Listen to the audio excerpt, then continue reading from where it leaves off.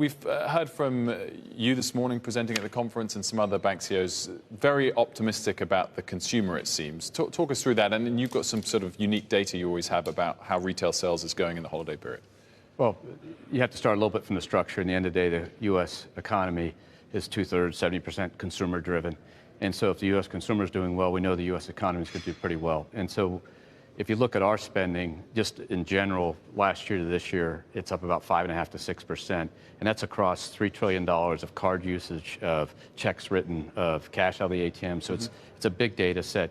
It's grown faster during the year, picked up a little pace, and that's good news. And then if you look at the holiday spending, Wednesday before Thanksgiving to the Cyber Monday, up double digits, strong, and people are spending. And so that's good news for the U.S. economy. And so that helps sustain this long, growth session we've had even longer because that U.S. consumer is employed, wages are growing, and will spend. It's a terrific win in the sales of U.S. economy. When you see that pickup has happened for the consumer, what do you think has driven that? Is it cyclical factors like rates being low, or is it something structural that has meant during this cycle the middle classes has grown in overall wealth? At the end of the day, what's driving it is the consumer.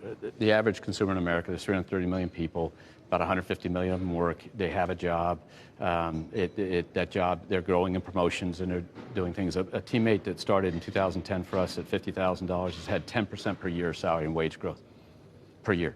So they're making more money and they're spending it. And so that's happening across. And if you actually look at the recent data, you're seeing a faster growth rate in the median income level than we've seen so far in this recovery. So that's all good news. But it's all driven by great employment, by America's success in the worldwide economy, the ability to employ people, the ability to pay them more.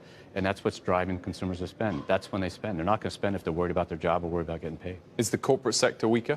The corporate sector is more muted. Largely, you really have to think about triangles. The largest companies being the smaller size, smaller numbers at the top, and a big base of small businesses. We're the largest lender to small business in the country, and our loans grew third quarter last year, the third quarter this year, by 6%, 7%, 8%, whatever it was. But that shows you there's good, robust activity, and the confidence level of those small, medium-sized businesses is okay because they're it dripped down a little bit, came back up, mostly because they're exposed to the U.S. economy.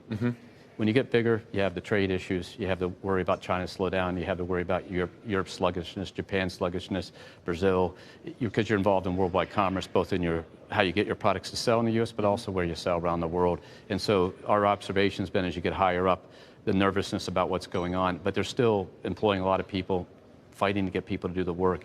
But on the other hand, they're borrowing a little less. The corporate loan growth rates slow down a little bit this quarter, largely because people are trying to figure out when does this all mitigate. We've got a Fed decision coming this afternoon. As we sit here today, compared to 12 months ago, we've seen the Fed ease significantly in the time in between. Given that optimistic view on the economy you just gave, are you surprised at the extent of their about turn, of their pivot since 12 months ago?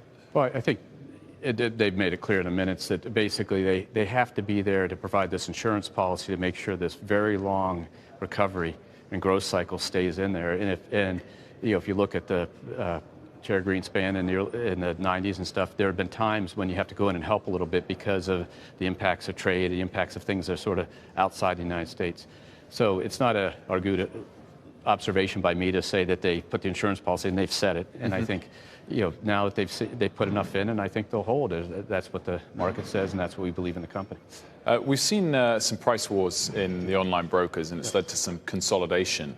Do you fear that Charles Schwab, a beefed up Charles Schwab as it is now a major competitor in a way that it wasn't before to Merrill and Bank of America? It was always a major competitor, and so we've been competing with them for years. So the whole $0 trade, I think, came at people in a way that kind of surprised me, because in 2006 we had a red bus we rode around Lower Manhattan here and announced $0 trades. It's not a new concept. Hard to make revenue if you're not charging, and so it's a thing you have to think about. But the way we do it is in conjunction with our broad relationship. So our preferred customers had it. 80% of our trades are free. This week we announced that we picked up some on the other piece. But largely we want people to bring the whole relationship with us, and we feel we're massively competitive on that. And you see the growth rate of those customers is very strong, no attrition. Very great rewards program for them across all their products and services. And so we tie it in the broader thing. We are not in a standalone get a person who just trades. We're into giving us your full financial relationship, and we'll deliver the whole company for you. Similarly, in other areas of the tech you've invested in, it's really delivering on the numbers. You released some this morning about the usage of Erica. Is it in a position now where you think it is better than any challenger that's out there? Well, it's better. We believe our products and services are better than any challenger and any mainstream competitor, or whatever characterization we want to put. We study everybody. We see what customers need. But the real difference is our ability to invest at scale and get scale out of our investments. So we have 35 million round numbers of digital customers, 29 million mobile customers. In the third quarter, the mobile customers did 1.5 billion interactions with us. They also set up 600,000 appointments at our branches, so you have to have high touch and high tech in the interplay. 30% of our sales are digital. But the important thing is, if we invest $1 per customer, it's $35 billion, $35 million. If we invest $1 per mobile customer, it's $29 million. So we can invest heavily to sustain that competitive advantage. Erica is an example of that. Just crossed 10 million. 65 million customer interactions, unique product. And so we think we can be competitive with everybody. And by the way, we study the competition, we have to beat them. I mean, given all of that, and scale has become so important, tech is a leading part of that. If you were on the board of a regional bank, what would you advise them to do? How are they going to compete with this scale that you so clearly have? Well, I think the idea of scale being valuable in national brands, et cetera, are very important. When I started in the business and as a business person in the early 90s as a strategist, the world said, there's going to be this massive consolidation. It just takes time, and it takes alignment of boards and strategies and things. But the idea of there'll always be all kinds of banks in the United States, small, medium, large. But the idea of the scale advantage of being larger is being proven out, not only by the largest, but also the mid-sized banks who get more scale and the ability to get efficiencies and everything you have. But what's really different from back then is the ability to have a national brand. Only in the 80s have you been able to have a national franchise first started, and it wasn't national. Now you can have that. So our ability to go in a place like Denver, which we did about 4 or 5 years ago, and get to number 8 position very quickly with $100 million plus an average branch size is because our national brand leads us. And that's what competitors have to think about. You boost your minimum wage recently. It was already due to go up from $17 to $20 by the end of 2021. You brought that forward to take place Q1 next year. Why have you brought it forward? Well, we have to be the best place for teammates to work, and we have to have great talent, because this is a war for talent to do what we do, and we have 200,000 teammates, and we want to make sure we have the best people. So what we do is we pay competitively across the board. At the minimum level, what we want to do is really bring our teammates up to the level that a starting salary, a summer clerk, whatever, gets $40,000 plus. And a lot of our people enter the company at much higher than that. But everybody gets that, a full array of benefits, way above a living wage calculation when you add the costs up in the way they're calculated, because we think that's the right thing to do as an employer. And we think the challenge is other people came up and matched our 17. I'm sure people will come up, but it's a competitive market out there. We need to continue to get the best people. We need them to see a career path, and raising the minimum wage is part of that. It's just part of being the best place for teammates to work.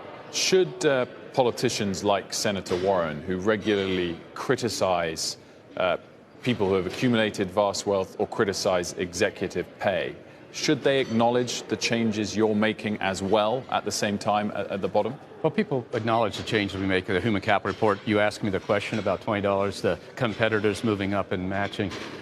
Our industry is an industry which has a good profit margin and therefore can pay its teammates well. And then those teammates have great lives. The 600,000 people we insure through health care and stuff. Those are all good things. So my view is the capitalist system is a system that will help us drive the changes we need in the world. We have to produce great returns for our shareholders, and we have to do what society needs from us, and being the best place to work in these types of activities, the training, the reskilling, the hiring we do from colleges. In the 10 years I've been CEO, we've hired 15,000 college kids probably. Think about that dynamism we put in up there. So that's part of the ticket for being a large company, but we've got to do both. We've got to produce great returns and do what society needs from us, or else I won't be CEO anymore. Well, on that note, you just said 10 years. It's next week, I think, the 10-year anniversary since you became CEO. Do you feel like you've got another full economic cycle that you want to lead the bank through the next downturn and out the other side? How do you think about that? Well, I get asked the question a lot, and the first thing I say is you're trying to get rid of me, but assuming people don't want to do that. At the end of the day, I serve at the discretion of the board. But when I look at somebody like Mr. Buffett, who's 88 and has just been his intellectual drive and stuff, that's somebody to think that's There's 28 more years then. So, right? well, I'm not sure I got 28 in me, but the idea is we have a great management team. We're working well together. We're having some success. We got a lot more opportunity ahead of us. And so my challenge is to keep the motivation up for myself and my team. And that's why we use the term nice start. It's both congratulatory, we've accomplished a lot in the last decade, but it's just a start, and we got a lot ahead of us. So I'll work as long as the board will let me. When you took over, the bank was 130 billion in market cap. It's now over 300 billion. Has the easy growth happened? As you get bigger, have you passed the optimal size for Bank of America? Now, we actually are growing organically at a faster rate in terms of activity than we've ever grown at during this time. And that shows you the power of really, frankly, having a company that had to go through so much in the early part of my tenure in the early part of the decade and restructure it, that now just sits there every day and says, how can we be better for every customer, every client, every teammate, every shareholder, every community, every day? That's a wonderful place to be. I'm lucky that my predecessors did all the hard work to get us a franchise like this, and all I have to do with my team, and they do the great hard work, is figure out how to drive it. And it's a powerful engine, and it's wonderful to have the honor to lead it.